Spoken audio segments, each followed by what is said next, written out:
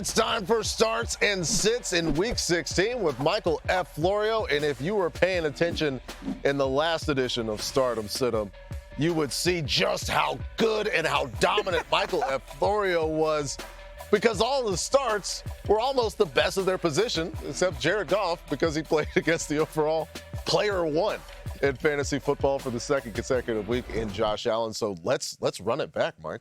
Let's give the people the best. No, we're just going to give you starts and sits, because that's a pretty high bar to try to lift. Look, people are always like, I do the opposite of whatever start sits say, and I hope you did last week, because then you're out of it if you stat all of those players. I mean, what are you doing? All right, so let's go to the quarterback position. Who are we starting this week?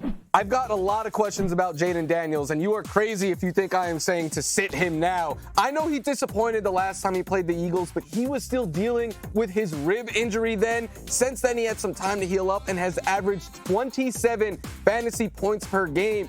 And as good as the Eagles defense are, they've allowed a top 8 fantasy quarterback in half of their games since they have faced Jayden Daniels. And given the state of quarterbacks, a lot of backups playing, and the upside that Daniels brings as a runner, I'm simply riding out with him the rest of the way. And on Thursday Night Football, I would start Jayden Daniels' biggest competition for Offensive Rookie of the Year in Bo Nix, who has multiple passing touchdowns in 4 of his last 5 games. And he got the Chargers for 20 fantasy points in Week 6. That was before that Bo Nix really started to break out. It was also before the Chargers started struggling defensively, because they have allowed the second most passing yards and most passing touchdowns since Week 11. And like Daniels, Nix adds value with his legs. So that is a big thing in fantasy football, especially this late in the season. Yeah, this late in the season, we're getting new quarterbacks. People have a lot of options and decisions to make. Who should they decide to bench?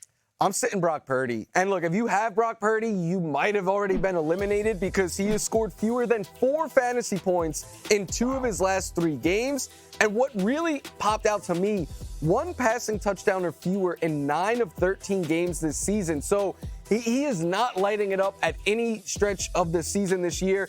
And like I said earlier with Debo, you might think this could be a high-scoring game, but the Dolphins have allowed the second fewest fantasy points per game to quarterbacks, and Josh Allen is the only quarterback to finish top 10 against them. So if you have I'm considering playing Cooper Rush over him in a spot. Wow. So that is how far we have fallen with Brock Purdy. Yeah, it's rough. It's been rough for the Niners this season, especially late as things have started to fall apart. So let's get the positive news. Let's get a must start at the running back position. Look, you love James Conner. Marcus loves James Conner. Yep. I love James Conner. And you guys saw the board that we opened up with. I am not above taking humble brags. And all summer long, I said to draft James Conner. All season long, I was saying trade for this guy if you can, because I kept eyeing this late season schedule.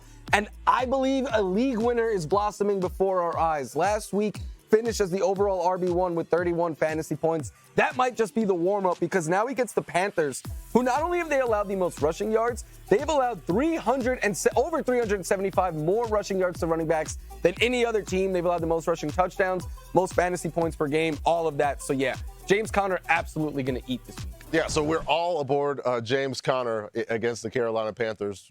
Who are you benching? Because this is a big decision for a lot of folks. Who are you benching this week? So there's a theme in Stardom Sit-em this week. I'm trying to avoid the Chiefs if possible. And I loved Isaiah Pacheco coming into the season, but since he has returned, he has not been the Isaiah Pacheco that we envisioned having before the year. The burst is still kind of working its way back, but even more than that, he is splitting work nearly down the middle with Kareem Hunt. And last week, to make matters worse, we saw Samaje Perine play a quarter of snaps and take passing downs. The Chiefs have O-line issues going right now. Mahomes is up in the air. And then the Texans, 4th fewest fantasy points per game to running backs on the year, and they have been real stingy as of late. I'd also look to get away from Najee Harris. I said to sit him last week, and he finished with just 3 fantasy points. And since Jaylen Warren has come back and been healthy, Harris is averaging less than 10 fantasy points per game. Against the Ravens this week, who've allowed a league-low 3.4 yards per carry and have given up explosive runs at the lowest rate. So not enough upside and too risky for me to want to start in the semifinals. Yeah, it's so these things are so tough. And if we are going to bench guys who have scored points for us this season, we're going to need to get some sleepers off the wire. Who we got, Mark? Yeah, we're going to start with some quarterbacks and running backs with our fantasy playoff sleepers. We will start down in Dallas. You heard Florio just talking about considering starting Cooper Rush over Brock Purdy. Well, I'm here to tell you, Cooper Rush does have some sleepery vibes to him this week. Over the last 4 games, 8 touchdown passes, just 1 interception for the Dallas Cowboys quarterback. Going against a Buccaneers defense that we have been picking on when it comes to quarterbacks and pass catchers all year long. Bucs, second most fantasy points allowed per game to quarterbacks, and that actually comes after they've been helped by a string of games against somewhat bad passing offenses over the last month or so. But Tampa's still giving up the 4th most passing yards, and they have the 7th fewest interceptions in the league. Now looking at a running back sleeper for the week. Ramondre Stevenson. It's been pretty meh so far this season for him, but he has been dominating the running back snaps and the touches for this New England offense. Passing game usage has been disappointing this year, but that could change this week based on the matchup. Buffalo, their Achilles heel has been defending running backs. They give up the 2nd most receiving touchdowns to the position and the most receiving yards to the running back position. I expect this may be a pass-heavy game script for New England if the Bills continue to score the way they have all season long. And finally, we are doing it. Michael McCorkle-Jones. He's been a top 10 fantasy quarterback in 2 of his last 3 starts this season, going against a Vegas defense that's given up 325 or more passing yards in 6 of their last 7 games.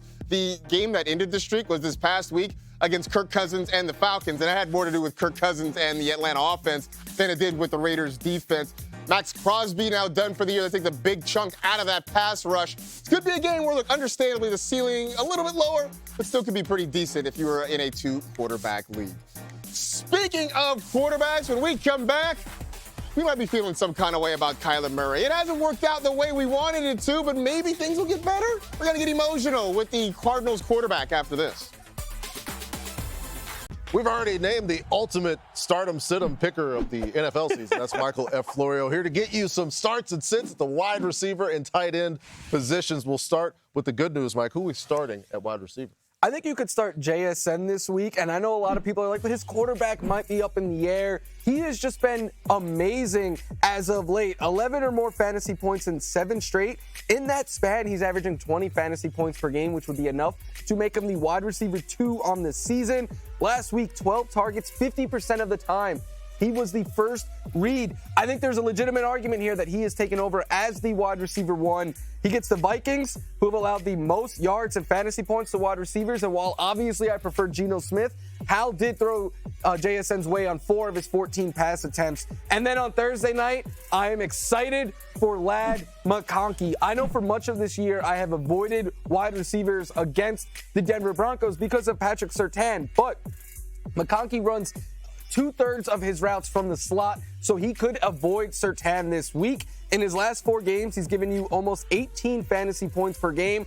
And then Denver runs man coverage at the 5th highest rate in the NFL. The only wide receivers this year with more yards against man coverage are CeeDee Lamb and A.J. Brown. So absolute elite company for Ladd McConkey. I think you just keep riding the hot hand. Yeah, such a big part of their passing game. Really, in some capacities, the only part of their passing game that offers any consistency. Who getting inconsistency from in terms of going on the bench this week? Speak of inconsistency, 2 weeks ago, Amari Cooper had 14 targets. Last week, he had 0. I don't see how you could trust that. But what is really concerning to me is last week he was 4th in snaps ran amongst Bills wide receivers. Keon Coleman returned and played over him. Dalton Kincaid returned and tied for the team lead in targets. So Amari Cooper is just boom or bust, but I think he is far too volatile to start with a chance to go to the fantasy championship. But as I say this, I have flashbacks to last year's semifinals where I benched him and he scored nearly 50 fantasy. Yeah,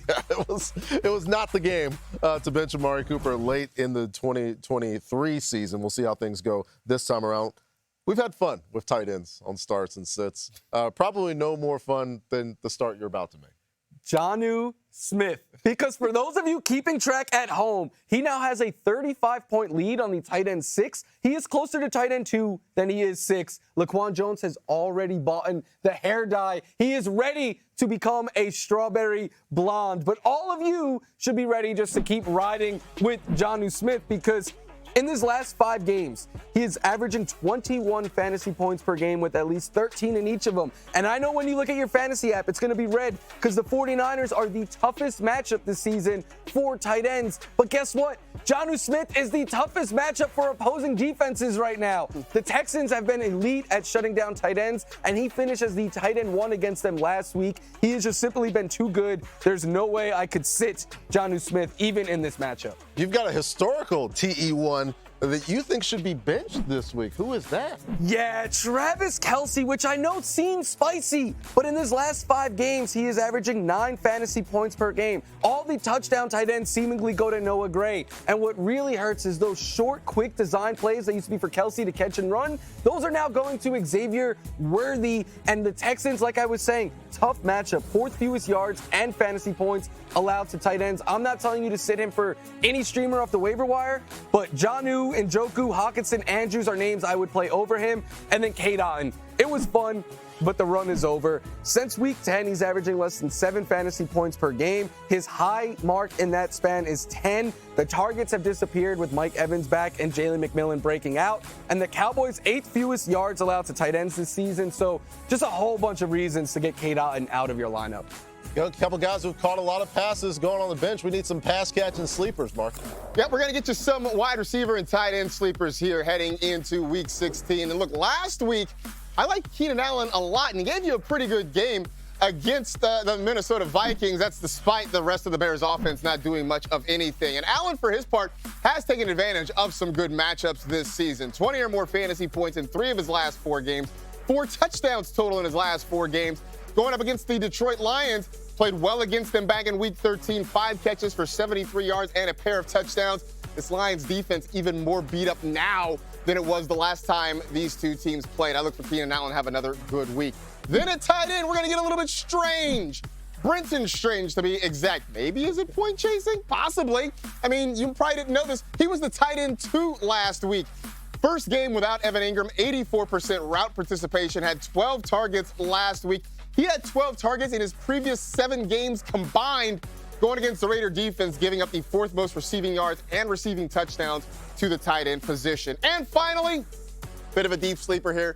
It's Calvin Austin. Season high 92% route participation in week 15. Now look, maybe we see George Pickens come back, which certainly is going to impact Calvin Austin a little bit, but he's working primarily out of the slot, and that is a place where the Ravens have struggled to defend. Malik Neighbors last week did most of his work from the slot, including catching his first touchdown since week 3. So there is a chance that with George Pickens drawing attention on the outside, maybe Calvin Austin able to get loose in the middle of the field. Coming up, we're calling our shots. Baker Mayfield's been taking shots downfield all season long. Does it add up to big points? Come back and find out.